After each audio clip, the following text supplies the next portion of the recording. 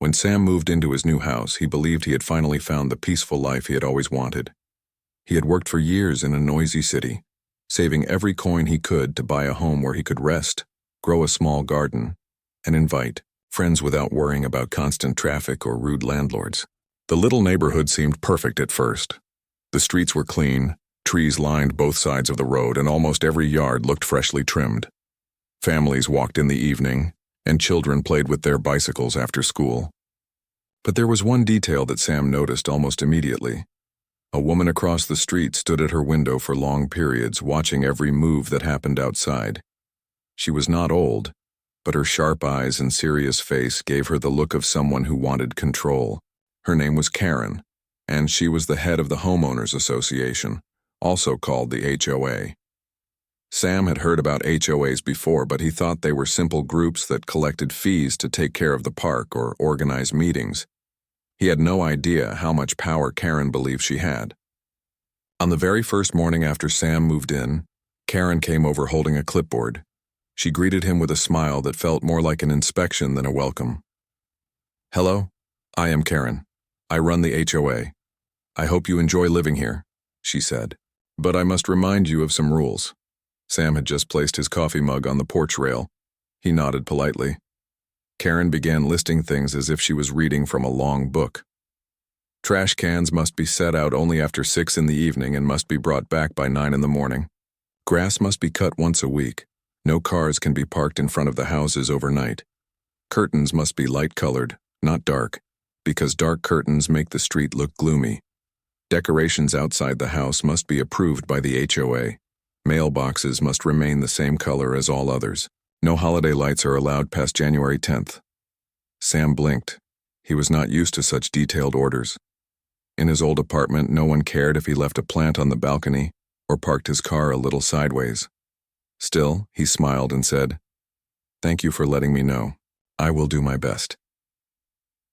Karen wrote something on her clipboard before turning away. She did not even ask if Sam needed help settling in or if he had met the neighbors. That was his first warning sign, though he ignored it at the time. Over the next few weeks, Sam followed the rules carefully. He kept his lawn short. He placed his trash cans only at the right time, and he parked his car in the driveway instead of the street. Yet Karen still seemed to find something wrong each week. One Saturday, she rang his doorbell and pointed at his curtains. "They are slightly darker than the others on this street," she said. Another time, she left a note on his car windshield saying that the angle of his parking was disturbing the order of the neighborhood. Sam realized quickly that Karen enjoyed control. She was not just reminding people of rules, she was searching for reasons to show her authority. He asked some of the other neighbors about it. An older man named Paul told him, "Everyone here tries to stay out of Karen's way. She loves to send warning letters and sometimes even fines people. It is easier to follow her than to fight her." Another neighbor, a woman named Maria, sighed when Sam asked her. "She once complained about the color of my flowers. Imagine that. I planted bright red flowers near my porch, and she said they were too distracting. What could I do? I changed them to white, and she finally stopped bothering me." Sam was surprised. He had not expected grown adults to allow one person to control so much of their daily life. Still, he thought that if he stayed calm, things would get better. He did not want to start a fight in his first month. Then one morning, something strange happened. Sam stepped outside to pick up his mail, and he saw bright orange cones at the edge of his driveway. They were not his cones, and he had never placed anything there. He looked around and noticed Karen standing across the street, her arms crossed. "Why are these cones here?" Sam asked. Karen raised her chin. "To prevent incorrect parking. People sometimes block part of the road when they park, and that ruins the flow of traffic. This is just a precaution." Sam frowned. "But this is my driveway, I park here." Karen shrugged. "Then you will have to move the cones each time. It is for the good of the neighborhood." Sam could not believe it. He shook his head, moved the cones to the side, and parked his car as usual. He thought that would be the end of it, but he was wrong. That evening, Sam's close friend Leo came over. Leo was cheerful, always ready to help. and he had promised to bring tools to fix a loose cabinet in Sam's kitchen. As Leo drove into the driveway, there was a sudden sharp sound. His tires hissed loudly and the car leaned forward. "Wait, what is going on?" Leo cried, jumping out of the car. Sam ran forward. Both of Leo's front tires were flat. He bent down to look closer, and his eyes widened. Across the entrance of the driveway, just past where the cones had been earlier, small metal strips with sharp spikes had been placed. The spikes were strong enough to pierce tires easily. Leo stared in shock. "Are you serious? Who put these here?" Sam clenched his fists. He looked across the street, and there stood Karen again. This time she was not smiling. Her arms were folded, and she looked satisfied, as if she had won something. Sam's voice shook with anger, but he tried to stay calm. "Karen, did you put spike strips in front of my driveway?" Karen lifted her chin again. "If people cannot respect the parking rules, stronger measures are needed. This is to protect the neighborhood from disorder." Leo's face turned red. "You destroyed my tires. Do you know how much this will cost?" Karen did not answer. She simply walked back into her house, leaving Sam and Leo standing there with a car that could not move. Sam helped push the car into the driveway. He could feel his heart pounding. It was no longer about curtains, grass, or trash cans. This was dangerous. What if a child had run over those spikes with a bicycle? What if someone had gotten hurt? Leo sighed as he looked at his ruined tires. "Sam, you cannot let this go. She cannot do things like this." Sam nodded slowly. He had tried to be patient, but Karen had crossed a line. This was not only unfair, but also illegal. He decided at that moment that he would not stay silent anymore. The calm man who had once thought this neighborhood was perfect now knew he was standing at the beginning of a battle. He did not know how long it would last or what it would cost, but he knew one thing with certainty. Karen's control over the street had to end, and he would be the one to stop it. As the night grew quiet and Leo's car rested helplessly in the driveway, Sam looked across the street at Karen's house. A single light glowed from her window, and he could almost feel her eyes watching again. For the first time since moving in, Sam no longer felt like a neighbor. He felt like a target, and deep inside he knew this was only the beginning. The next morning, Sam woke up early. The sunlight spilled through his kitchen window, but he could not enjoy it. His mind was racing with thoughts about what Karen had done. The spike strips in his driveway were more than an annoyance. They were dangerous. Someone could have been seriously injured, and yet Karen acted as if she had done nothing wrong. Sam poured himself a cup of coffee and sat at the small table by the window. He watched the quiet street, noticing how calm it appeared on the surface.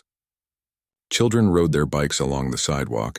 A neighbor walked a dog, and the sun reflected off freshly painted mailboxes. From the outside, everything seemed normal, but Sam knew the truth. Karen's control over the neighborhood was a threat to safety and freedom. He knew he could not confront her directly without planning carefully. If he went over and yelled at her, she might call the police or even claim that he had threatened her. Sam was a calm person, not one to create unnecessary drama, but this was serious. He needed evidence and a strategy. He called Leo. "Leo, I need your help," Sam said as soon as his friend answered. Leo could hear the frustration in Sam's voice. "What is it, Sam?" "It's Karen. She put spike strips in my driveway last night. Tires are ruined, and this is illegal. We need to make a plan before it happens again." Leo paused for a moment. "Wow, that is serious. Are you okay? Are you safe?" "I am fine for now, but I cannot ignore this. She could hurt someone else if we do nothing," Sam said firmly. Leo agreed immediately. "Okay, let's meet. I will bring my camera and notebook. We need proof if we go to the police or HOA board." Sam hung up and began thinking carefully. He decided to check his property every morning, making sure nothing unusual appeared. He also wanted to talk to the other neighbors. Perhaps they had noticed things that could help him. By late morning, Sam went to the house across the street, but not to confront Karen. Instead, he walked quietly along the sidewalk, observing her from a distance. Karen's blinds were closed and a small potted plant blocked the lower part of the window. She appeared calm, but Sam could sense her satisfaction from the spike strip incident. Later, Paul, the older neighbor, stopped by Sam's driveway to water his flowers. "Morning, Sam," Paul said. He noticed the remnants of Leo's damaged tires. "I saw what happened yesterday. That is not right. Karen has been taking things too far lately." Sam nodded. "I need to know if I am the only one dealing with this or if it is worse than I think." Paul leaned closer. "Many of us avoid trouble with her. She has strong influence with the HOA board and people fear her fines or letters. But she has been aggressive before. There was an incident with a new neighbor who put a small garden gnome outside. She threatened them with a fine until the gnome was removed. The neighbor finally moved away." Sam clenched his fists silently. He felt the weight of the situation. Karen was not just petty. She had a pattern of controlling people and punishing them if they resisted. "I cannot let this continue," Sam said quietly. Paul nodded in agreement. "You need proof. Pictures, video, or witnesses. Otherwise, she can deny everything." That afternoon, Sam and Leo met at Sam's house to plan. Leo brought his camera, and they discussed ways to gather evidence without putting themselves in danger.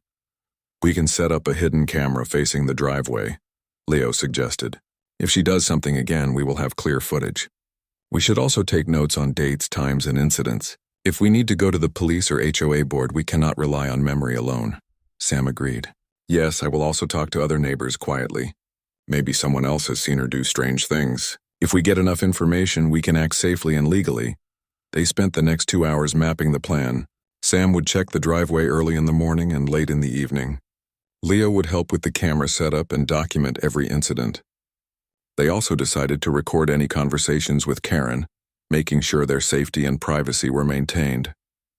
By evening, Sam felt more prepared. He knew Karen would try to assert control again, but he now had a plan to protect himself and gather proof. The next day, Sam and Leo went out early to install the camera in a secure position. It was small, easy to hide, and pointed directly at the driveway.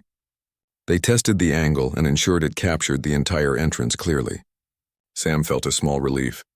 At least if Karen acted dangerously again, there would be clear evidence. That afternoon, Sam walked to visit Maria, the neighbor whose flowers Karen had once criticized. "Hello, Maria," Sam greeted warmly. "Hi, Sam," she said. She looked a little nervous. "Is everything okay?" "Not really," Sam said honestly. He explained what happened with the spike strips. Maria listened carefully, her eyes widening as he spoke. "That is terrible. You were lucky no one was hurt," she said. "I have noticed Karen placing cones or leaving notes at other houses, but I never imagined she would go this far." "I am trying to gather information and evidence," Sam explained. "If I show that she is being dangerous or illegal, perhaps we can get the HOA or even the police involved. Have you seen her do anything like this before?" Maria thought for a moment. There was one incident where she tried to block a neighbor's driveway with cones. That neighbor called the police, but Karen removed the cones before anyone arrived. She is very careful to avoid direct trouble. Sam nodded. "Exactly. That is why we need cameras and records. We need to catch her in the act." Maria smiled slightly. "You are brave, Sam. Most of us would just stay quiet." "I cannot ignore it," Sam said firmly. "It is not just about me. It is about everyone's safety." Over the next few days, Sam and Leo maintained a careful routine. Every morning, Sam checked the driveway, noting the position of cones, tire tracks, and anything unusual. Leo helped review camera footage each evening, making sure it worked correctly and captured everything clearly. They also documented small incidents that might seem minor but could form a pattern. Notes left by Karen, cones placed without explanation, and messages sent to the HOA about minor violations. Then, one afternoon, something unexpected happened. A delivery driver pulled up to Sam's house and noticed the camera. "Oh, what is this?" the driver asked. "It is just for security," Sam replied calmly. "Nothing to worry about." The driver nodded, not pressing further, and left. Sam breathed a small sigh of relief. The camera would be safe, at least for now. That evening, Sam received a text from Leo. "Karen is outside. She is watching your driveway." Sam looked through the window. Karen was standing near the sidewalk, arms folded, scanning the street. He knew she was planning something. His heart raced, but he remained calm. He reminded himself of the plan. No confrontation, only observation and documentation. If she attempted another attack, the camera would capture everything. Sam felt ready, more confident than before. Over the next few days, Karen seemed aware of Sam's vigilance.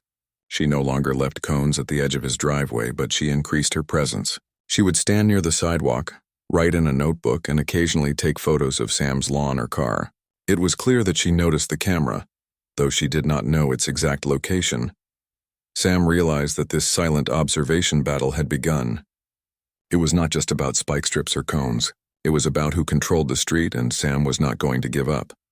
He also started speaking quietly to other neighbors, ensuring they understood the risks of Karen's behavior. Paul and Maria offered small details about past incidents, and Sam recorded everything carefully. Each story showed a pattern of control and intimidation. One afternoon, as Sam walked home with groceries, Karen stepped onto the sidewalk. "Your lawn looks nice," she said sharply, though her eyes were suspicious. "Thank you," Sam replied politely. "I am just following the guidelines." Karen did not respond further, but Sam noticed her frown. She was cautious now, but he could tell she was plotting something. He knew the real challenge was yet to come. Sam returned home and reviewed the camera footage. Everything looked normal, but he could see Karen moving suspiciously near the driveway. He and Leo would need to wait, but they were ready. Sam felt a mix of anxiety and determination. He was no longer just a neighbor. He was prepared to stand against control, unfairness, and danger. By the end of part 2, Sam understood that patience, preparation, and evidence were his greatest tools. Karen had crossed a line with the spike strips, and he would not allow her to harm anyone else or dominate the street any longer. He sat in his living room, looking out at the quiet neighborhood. In a few days, he thought, Karen might try something else, but this time, he would be ready. And this time, the neighborhood would see that rules were not excuses for danger, and courage could stop even the most controlling person. The morning air was crisp and quiet as Sam stepped outside to check his driveway. The spike strips from days before were gone, but Sam was not relaxed. He had learned that Karen's patience could be short and her actions unpredictable. Every morning he took careful notes: the position of cones, marks on the pavement, and the movement of anyone near his property. Leo arrived shortly after, carrying a small bag with extra camera batteries and a notebook. "Morning," Leo said, scanning the street. "Everything looks calm so far, but I can feel she is planning something." Sam nodded. "I know. I watched her yesterday standing near the corner for almost 2 hours. She was observing my car and driveway closely. I think she knows something is there." They walked around the property, checking the angles of the cameras and making sure no one could see the devices. The cameras were small, almost invisible, but they captured everything clearly. Sam knew that evidence would be their strongest weapon against Karen. As the sun rose higher, Sam decided to visit a few neighbors. He needed more information. Maria and Paul were helpful, but he hoped to speak with others who might have noticed Karen's behavior. First, he knocked on the door of a young couple who had moved in last year. They were friendly and invited him in. Over tea, Sam carefully explained what had happened without exaggeration. "I just want to make sure nothing dangerous happens to anyone," he said. The couple nodded. "We have noticed her behavior too. She once blocked our mailbox with a cone because she said it was out of place. We moved it quickly to avoid trouble. She always watches. It feels like she has cameras everywhere, even when she does not." Sam listened and took notes. "Have you ever seen her do anything that could be dangerous?" he asked. The man shook his head. "Nothing that serious. But she is very controlling. People are afraid to stand up to her." Sam left the house with a clearer understanding. Karen had made many people silent through fear, not because they agreed with her. His plan was no longer just about his own safety. It was about standing up for the neighborhood. Back at his house, Sam reviewed the camera footage from the night before. Nothing unusual had happened, but he noticed something subtle. Karen had walked along the sidewalk near the corner of his driveway several times, glancing over at the house and driveway. It was almost as if she was testing boundaries, waiting for a chance to act. Leo arrived later that afternoon with a determined look. "I have an idea," he said. "We need to catch her doing something directly. If we have proof that she is interfering with your property or trying to create danger, it will be impossible for her to deny." Sam nodded. "We cannot wait too long. I feel like she is watching and planning her next move. We need to be ready." Over the next few days, Sam and Leo maintained their routine. Sam checked the driveway early in the morning and late at night. Leo reviewed camera footage each evening, looking for anything suspicious. They also documented each encounter with Karen, no matter how minor, because patterns mattered. Then one afternoon, something happened that changed everything. Sam was working in his backyard when he heard a strange sound near the driveway. He froze and looked toward the street. Karen was there, crouched near the entrance, holding what appeared to be a metal tool.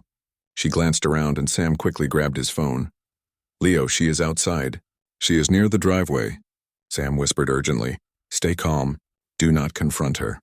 "Turn the camera on and let's record everything," Leo replied. Sam moved slowly, positioning the camera to capture Karen's actions. Through the small lens, he could see her placing an object on the ground. It was small, but he could tell it was dangerous. His heart pounded as he realized she might be trying to repeat the spike strip incident. Karen worked quickly, unaware that she was being recorded. She straightened up, wiped her hands on her skirt, and looked around as if testing to see if anyone was watching. Sam held his breath, praying no one would walk by. A neighbor's dog barked in the distance, startling Karen.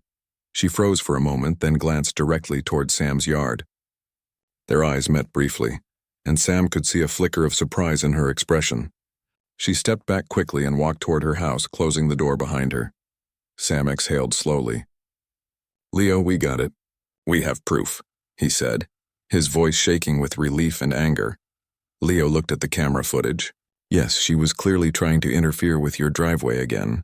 This is exactly what we needed." Sam knew it was time to take the next step.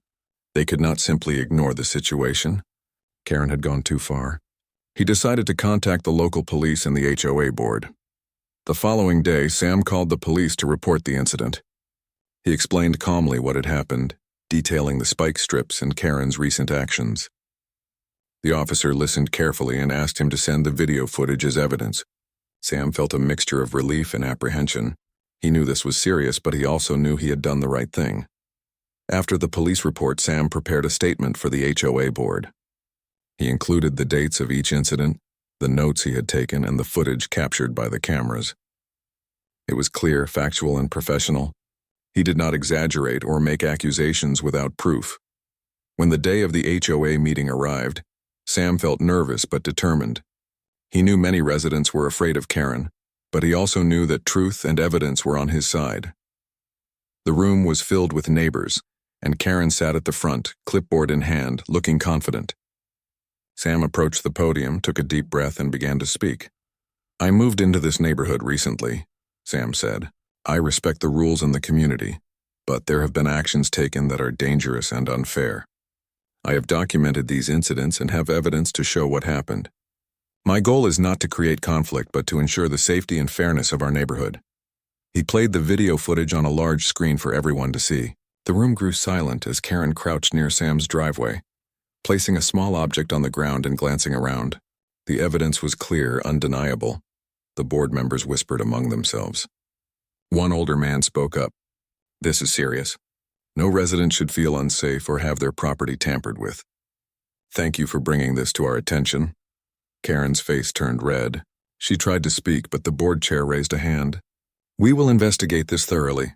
Tampering with someone's property is not acceptable, and any action against a neighbor without approval will have consequences." Sam felt a surge of relief. He had not imagined the outcome, but the truth had come to light. Karen could no longer act without accountability. After the meeting, several neighbors approached Sam quietly. "Thank you for standing up," Paul said. "We were afraid to speak, but now we feel safer." Maria added, "You gave us courage. Hopefully the neighborhood will feel free again." Sam smiled. "It is not just about me. It is about all of us. We deserve to live without fear of unfair control." The following week, the police returned to follow up on the report. Karen had been questioned and warned about her actions. They confiscated the small tools and objects she had used to interfere with Sam's driveway. It was clear that if she tried to do anything similar again, she could face more serious consequences. Sam continued to monitor his driveway, but the tension eased slightly. Karen was still the HOA head, but her ability to act without accountability had ended. Neighbors began to speak up more freely, and a sense of calm returned to the street. By the end of part 3, Sam realized that courage, Preparation and evidence could overcome even the most controlling neighbor. Karen had attempted to create chaos, but she had been stopped. The neighborhood was beginning to feel safe again, and Sam felt a renewed sense of purpose. He looked out at the quiet street, noticing children riding their bikes and neighbors walking with dogs. Life seemed normal, but he knew he had made a difference. Standing up for what was right had not been easy, but it had been necessary. Sam felt proud and hopeful.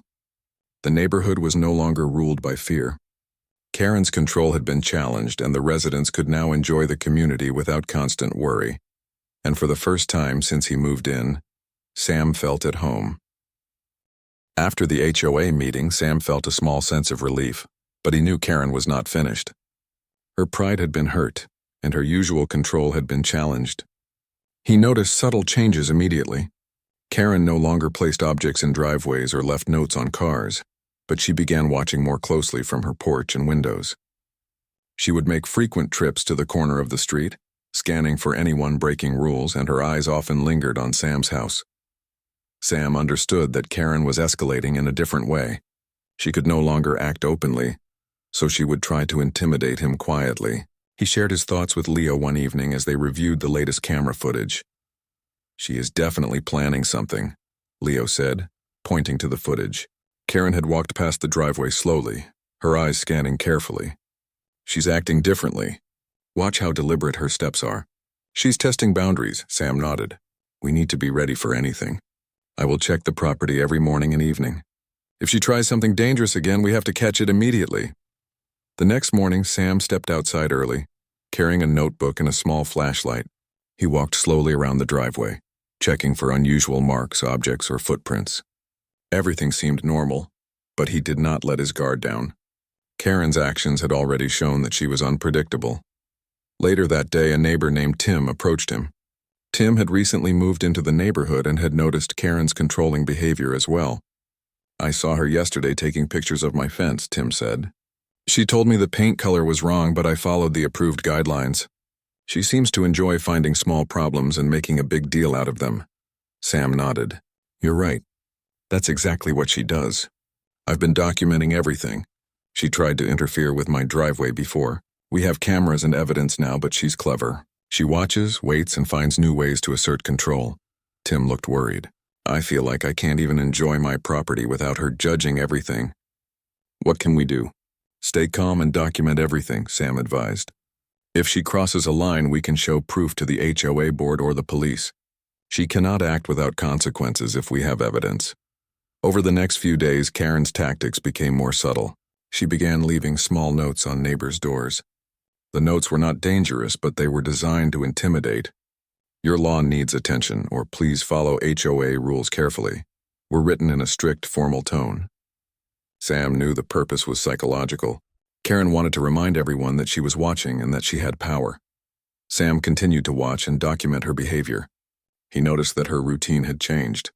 She walked at the same times each day, often observing several houses in one pass. It became clear that Karen's focus was no longer just on him. She wanted to show the neighborhood that she could control anyone at any time. One afternoon, as Sam checked the cameras, he noticed Karen walking along the sidewalk holding a measuring tape. She measured the distance between his driveway and the street, and then moved to another neighbor's driveway. Sam knew this was another form of intimidation. She was attempting to show that she monitored every inch of property, even if it was unnecessary. Leo arrived in the evening to help review the footage. "This is getting more intense," Leo said. "She's trying to frighten everyone, not just you. We need to make sure all neighbors know about the cameras and documentation.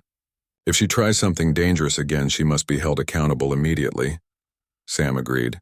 "Yes. I've talked to Paul and Maria. I think we should hold a small neighborhood meeting to discuss her behavior without confrontation. We need to ensure safety and share information." That weekend, Sam invited a few neighbors to his backyard. They sat in a circle, keeping the conversation calm and focused.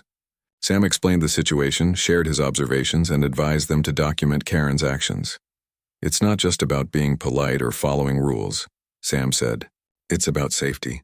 She has already interfered with my driveway, which could have caused serious injury. We must be prepared and act together if necessary." Neighbors listened quietly, some nodding in agreement. Paul and Maria spoke up. sharing their experiences with Karen. The young couple who had recently moved in added details about her strict monitoring of their yard. Tim explained the notes Karen left on his door. By the end of the meeting, everyone agreed to stay vigilant, document incidents, and share information if Karen tried to interfere again. Sam felt encouraged. He realized that the neighborhood's strength lay in unity. Karen's control depended on fear, and once people acted together, her power was weakened. The following week, Sam noticed something unusual on his morning check. A small tool had been left at the edge of his driveway. It was harmless, but Sam immediately recognized it as an attempt to intimidate. He picked it up carefully and placed it inside, photographing it for evidence. Karen appeared at the sidewalk shortly after, pretending to be walking her dog. She glanced in Sam's direction and he could feel her watching. She said nothing, but her expression conveyed annoyance and frustration. Sam texted Leo. "She is back." Holding something, watching, Leo replied quickly, "Stay calm. Keep documenting. Do not engage directly. Make sure the cameras are on." Over the next several days, Karen continued subtle forms of intimidation. She would stand near the street, write in her notebook, or take pictures of properties. Her focus shifted from direct interference to psychological pressure. Sam noticed that her behavior was designed to make residents feel uncomfortable, even if nothing dangerous happened. Sam decided to increase the number of cameras around his property. He placed one near the front porch, another along the sidewalk, and ensured that every angle of the driveway was covered. He also shared the idea with a few neighbors who agreed to install cameras on their property. One afternoon, while reviewing footage, Sam noticed Karen trying to hide a small object near his driveway. He immediately called Leo. "Leo, she is planting something," he said urgently. "Do not touch it," Leo warned. Keep recording. "We need to catch her in the act." The camera captured Karen crouching, placing a small object, and walking away quickly. It was clear that she was attempting to intimidate or interfere, but she did not realize she was being recorded from multiple angles. Sam documented the incident, noting the time and her exact actions. He knew this was evidence that could not be denied. Later that week, the HOA board reviewed the situation again. Sam submitted the new footage along with detailed notes. The board chair acknowledged the seriousness of the incidents and emphasized that any further attempts to interfere with neighbors' properties would result in immediate action, including fines and possible removal from the HOA leadership. Karen was called to a meeting with the board. She appeared composed but clearly irritated. The chair explained the consequences of her actions and made it clear that she could no longer interfere with any resident's property. The board also encouraged residents to document incidents and report them promptly. After the meeting, Sam felt a renewed sense of security. Karen could no longer act without fear of consequences. The cameras, documentation, and HOA intervention had shifted the balance of power. Neighbors began to feel more confident. Paul and Maria no longer feared minor notes or observations.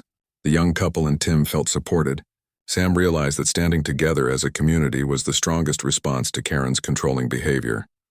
By the end of Part 4, the neighborhood had changed.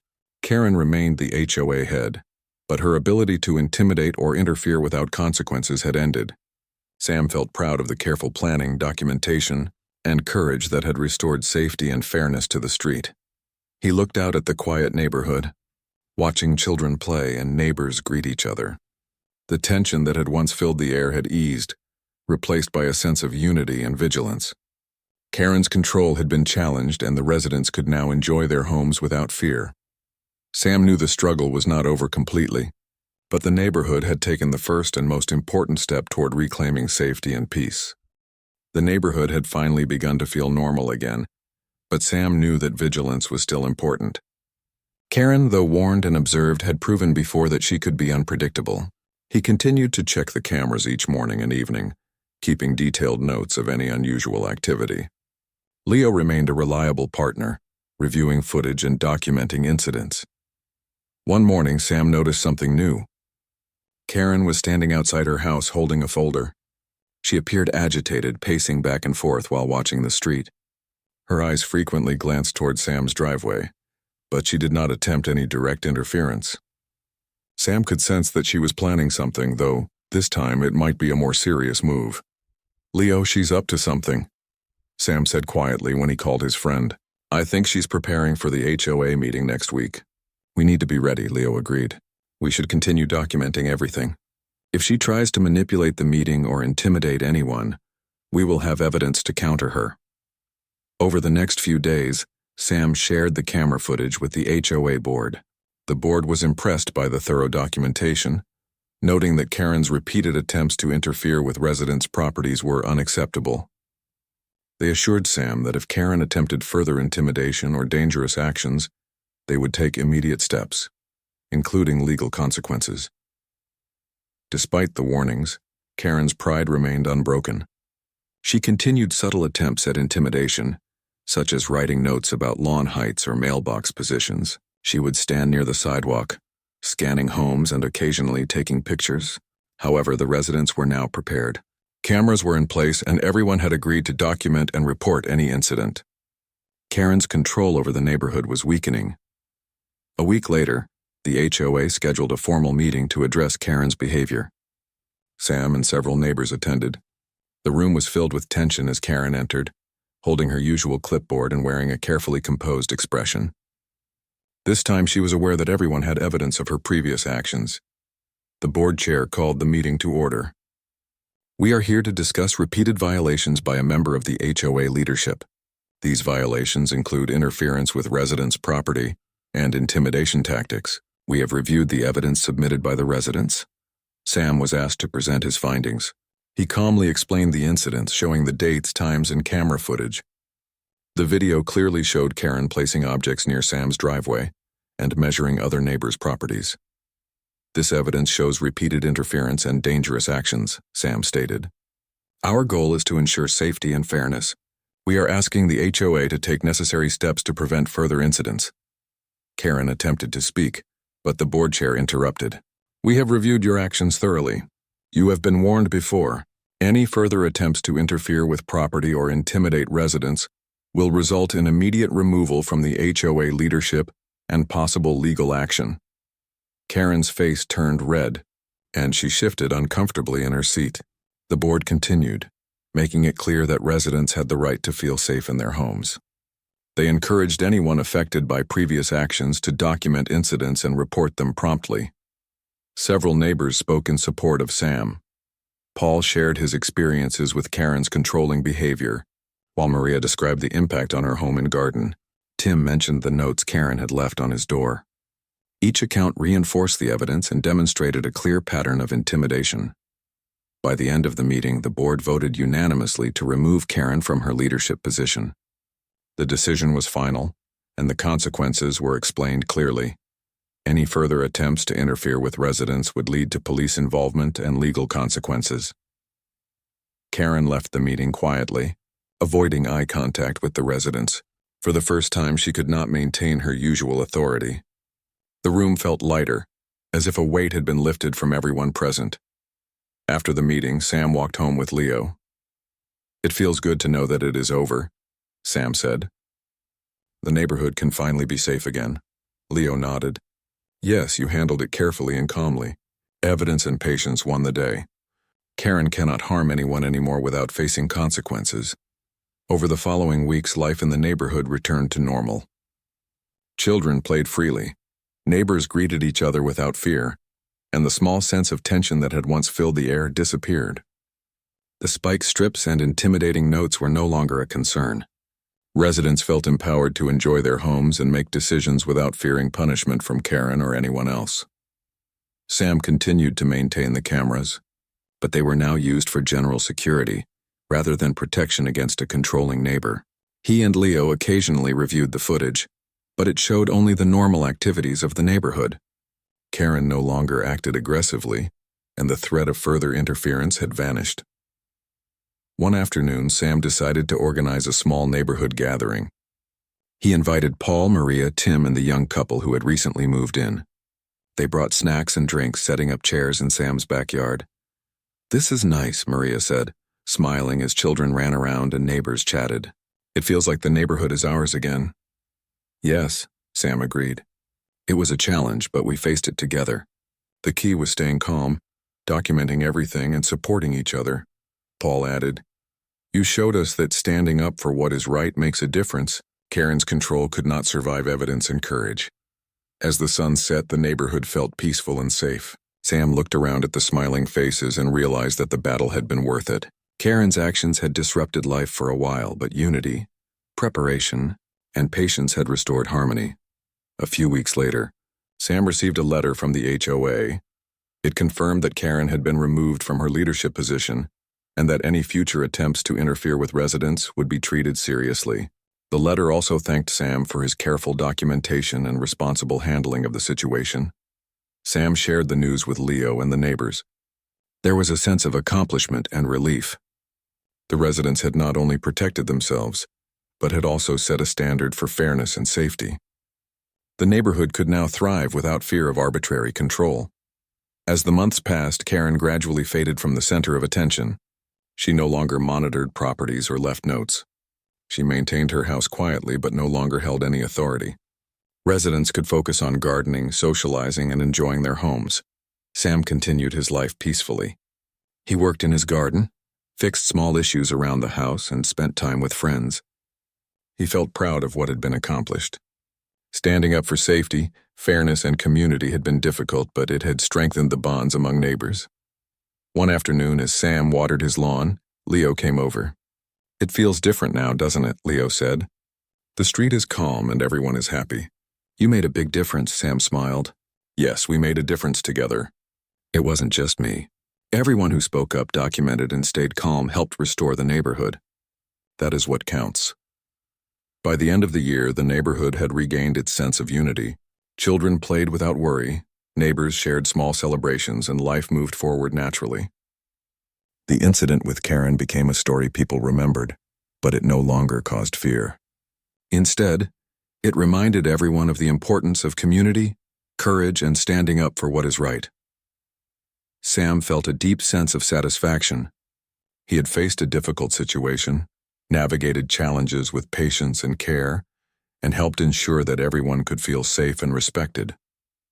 He knew that the neighborhood was stronger because of the experience and that together, residents could face any future challenges. As the sun set over the quiet street, Sam looked out at the peaceful houses, children playing and neighbors chatting. He felt at home. The battle with Karen was over, and justice and peace had been restored.